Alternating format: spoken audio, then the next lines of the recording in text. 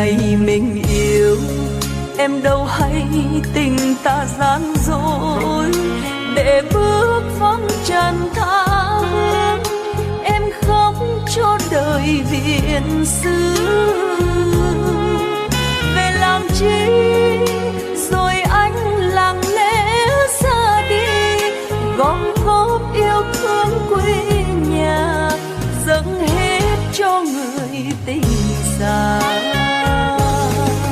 Anh đâu ngờ có ngày đàn đứt dây tơ, một phút tim anh ngỡ ngàng, trọn kiếp anh vương sầu nhớ.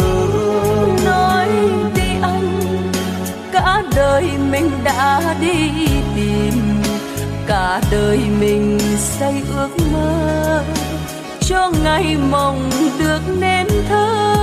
Cuối cùng là tình bơ